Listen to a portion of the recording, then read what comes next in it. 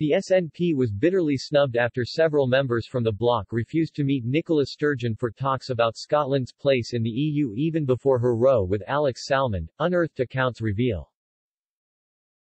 The Scottish First Minister was today faced with a new obstacle after her former ally and mentor, Mr. Salmond, launched his own pro-independence party. It comes after the pair's bitter legal dispute appeared to come to an end as Ms. Sturgeon was cleared of misleading the Scottish Parliament by an independent inquiry this week. She plans to use May's Holyrood election as a mandate to hold a second independence referendum, but only if her Scottish National Party (SNP) secures a majority. Mr. Salmond has said he hopes to achieve a supermajority for independence in the ballot with the Alba Party, which plans to field at least 4 candidates in each regional list. The First Minister has hinted that should the country become independent, she will take it back into the EU.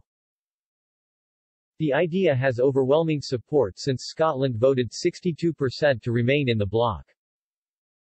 Yet, instances of Ms. Sturgeon's lack of leverage with EU top brass could hinder her future efforts. In 2016, the Daily Telegraph's Scotland politics editor, Simon Johnson, recalled how the First Minister visited Brussels just days before the Brexit referendum. Despite meeting with former President of the European Commission Jean-Claude Juncker, EU member states and the former President of the EU Council Donald Tusk refused to enter talks with her.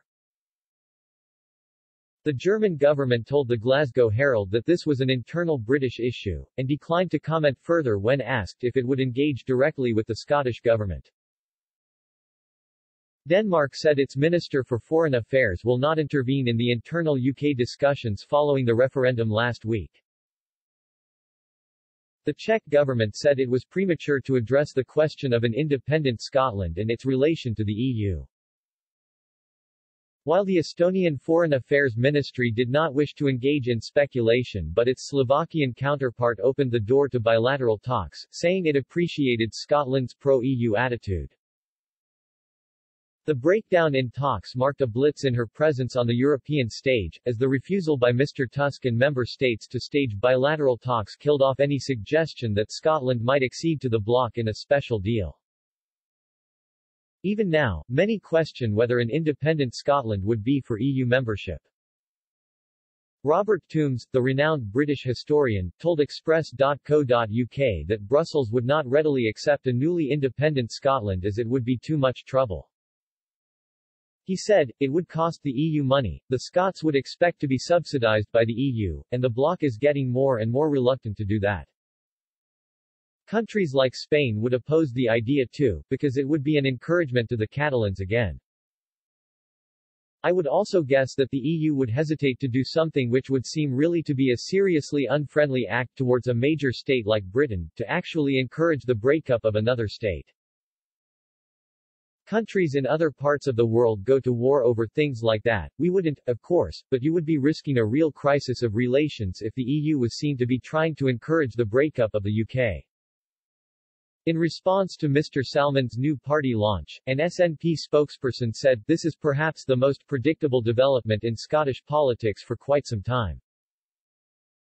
At this time of crisis, the interests of the country must come first and should not be obscured by the self-interest of someone who shows no sign whatsoever of reflecting on serious concerns about his own conduct, concerns which, to put it mildly, raise real questions about the appropriateness of a return to public office."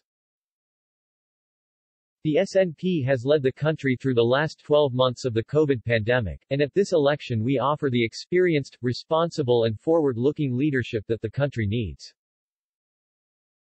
Our plans to get Scotland through and out of the COVID crisis, and support recovery with fairness and equality at its heart, with the opportunity to put Scotland's future in Scotland's hands, with the focus on our election campaign. The only way to secure strong leadership, a referendum on independence, and a positive future for the country is to cast both votes for the SNP on May 6.